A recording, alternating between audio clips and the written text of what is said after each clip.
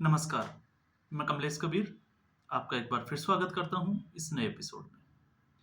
आज के इस एपिसोड में हम बात करेंगे उत्तर प्रदेश की राजनीति की। उत्तर प्रदेश की राजनीति दिन प्रतिदिन लगातार जो है वो करवटें बदलती हुई दिखाई दे रही है।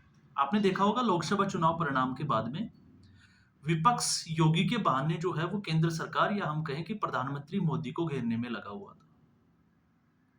और पूरे डेढ़ महीने तक जो है वो घटनाक्रम चला किस तरीके से, चाहे वो केशव प्रसाद मौर्य हो या ब्रजेश पाठक हो, लगातार उनके स्टेटमेंट और उनका मीटिंग में नहीं आना, ये इस बात की ओर इशारा था कि कहीं न कहीं भारतीय जनता पार्टी टूटती हुई नज़र आ रही है और हो सकता है योगी को मुख्यमंत्री पद से हटा दिया जाए।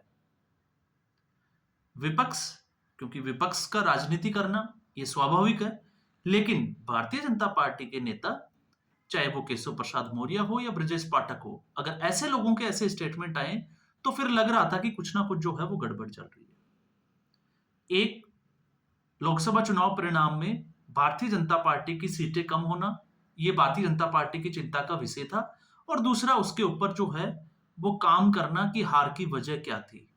उसके बाद में लगातार मीटिंग करना और लगातार ये दिखाना जिस तरीके से, क्योंकि जितने भी जो राजनीतिक विश्लेषक थे वो ये मान रहे थे कि कहीं न कहीं लोकसभा चुनाव में टिकट देने में योगी जो मुख्यमंत्री थे उनकी नहीं चली और इस वजह से हार का जो है वो सामना करना पड़ा।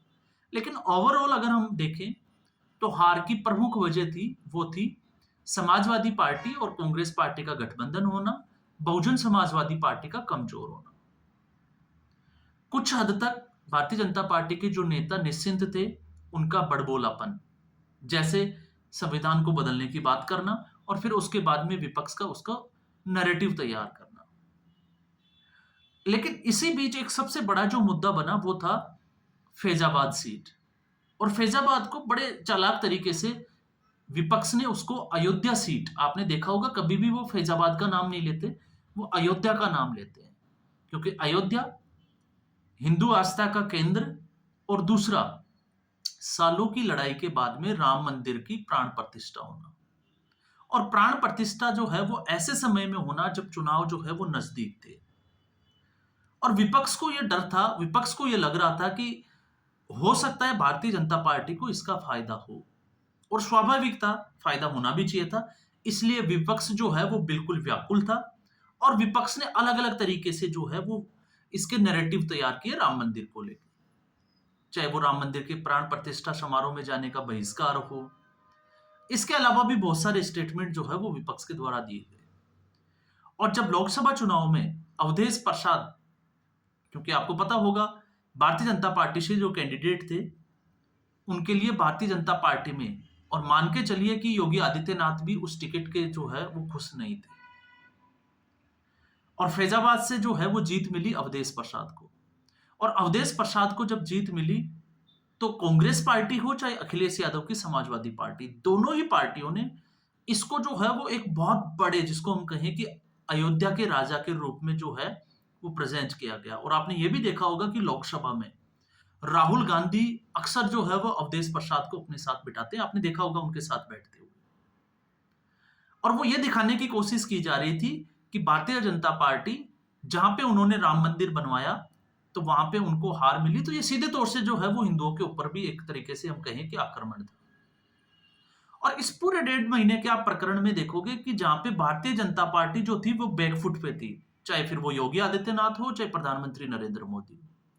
नरेंद्र मोदी को जिस तरीके से संसद में विपक्ष ने घेरने की कोशिश की, हालांकि एक्सपोज होते चले गए, लेकिन जब भारतीय जनता पार्टी को यह समझ में आया कि कांग्रेस पार्टी के इकोसिस्टम से लड़ना है तो उनको उसी भाषा में जवाब देना है, तो उसका तोड़ जो है वो भारतीय जनता पार्टी को मिला और वो जो तोड़ था वो था अनुराग ठाकुर के रूप में। जिस तरीके से उन्होंने जो है वो पूरे विपक्ष की धुलाई की सदन में, उसके बाद से लगा कि अब जो है वो भारतीय जनता पार्टी अपने पुराने ट्रैक पे वापस आ रही है। ठीक उसी तरीके से उत्तर प्रदेश में भी ये जो है वो एक बड़ी चुनौती थी कि क्या योगी आदित्यनाथ जो है वो अपनी पुरानी जो नीतियां हैं उनसे हट रहे हैं, क्योंकि दो बड़े सवाल थे कि योगी आदित्यनाथ को अगर हटा दिया गया तो भारतीय जनता पार्टी का आगे क्या होगा, क्या हिंदू उनके साथ होगा या नहीं होगा। क्यों, इसके पीछे की बड़ी वजह यह है क्योंकि आज भी अगर किसी स्टेट में, किसी राज्य में अगर चुनाव की कोई रैली होती है, तो उस कैंडिडेट की, उस प्रदेश की इकाई की जो है, वो पहली पसंद प्रधानमंत्री नरेंद्र मोदी, तो उसके बाद में दूसरी पसंद जो है वो योगी आदित्यनाथ होती है। और योगी आदित्यनाथ जो है वो अपने आक्रामक तेवर के रूप में जाने जाते हैं। योगी आदित्यनाथ जो है वो शांत स्वभाव में, उस मामले में जो है वो कतई नहीं जाने जाते, क्योंकि ऐसा जो है वो उनका स्वभाव है ही नहीं।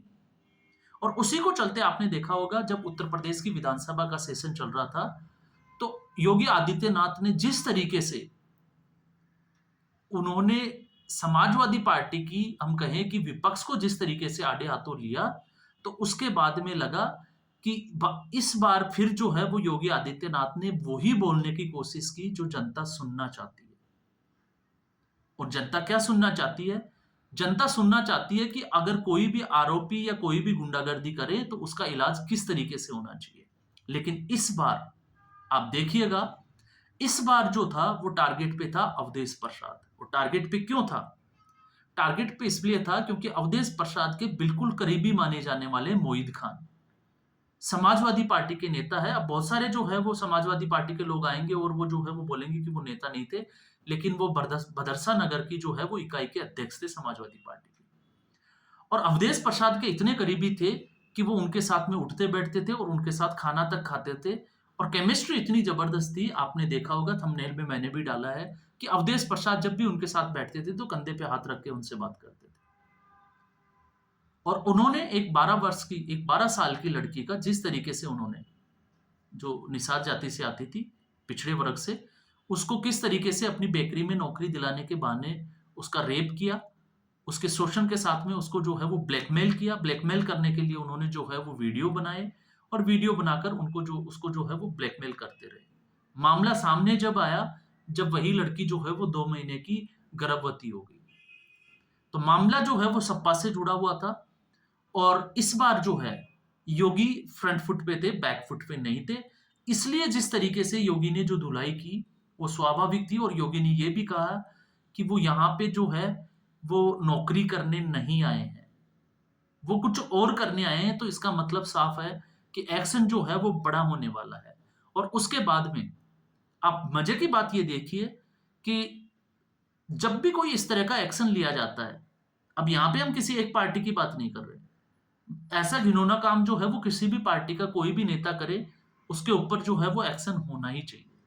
लेकिन आप एक चीज और देखिए कि अवधेश प्रसाद से जब मीडिया वालों ने इस बात से जो है वो जिक्र किया, तो उन्होंने जो है वो उसको पहचानने से भी इनकार कर दिया। ठीक उसी तरीके से जिस तरीके से अरविंद केजरीवाल को ईडी का जब सम्मन पहुंचा था और उनको जब सवालों के जवाब के लिए बुलाया गया, तो वो लगातार एक ही जवाब देते थे कि उनको पता नहीं। तो अवधेश प्रसाद को भी जो है वो इस बारे में कोई पता नहीं है। तो इसका आप मान के चलिए कि उनकी याददाश्त चली गई है। और इस याददाश्त जो चली गई, उसको एक अच्छे डॉक्टर की जरूरत है। और उससे योगी आदित्यनाथ से अच्छा डॉक्टर जो है वो पूरे उत्तर प्रदेश में हो ही नहीं सकता।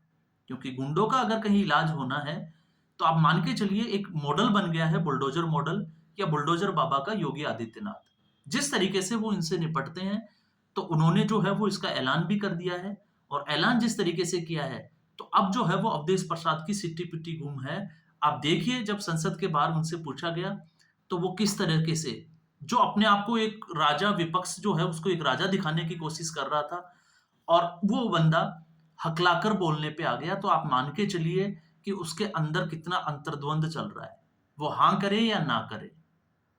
और जब उनसे पूछा गया, तो उन्होंने जो है, जो अयोध्या को और अयोध्या के संतों के जो खिलाफ टिप्पणियां करते थे, वो बोलते हैं कि अयोध्या के एक बड़े संत ने उनसे कहा है कि इस मामले में कुछ नहीं बोले, वो सीधा जो है वो सदन की कार्रवाई में शामिल हो। तो अब आप इससे जो है वो मनसा, आप जो है वो अंदाजा लगा सकते हैं कि समाजवादी पार्टी के कार्यकर्ताओं का व्यवहार किस तरीके का है। और ये हमने लोकसभा चुनाव में भी देखा।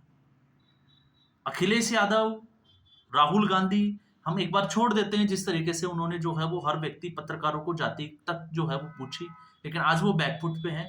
लेकिन ये अब समाजवादी पार्टी के लिए ये बड़ी मुसीबत है कि उनके सांसद का करीबी और उनकी भदरसा नगर इकाई का जो व्यक्ति है, इस तरीके का, और वो भी नाबालिग के साथ अगर ऐसे कामों में अगर वो संलग्नित है, और उसके बाद में समाजवादी पार्टी का उसके ऊपर कोई एक्शन नहीं लेना, उसके ऊपर जो है वो कोई टिप्पणी नहीं करना, ये दिखाता है कि समाजवादी पार्टी की जो राजनीति है वो उत्तर प्रदेश में किस तरीके की है।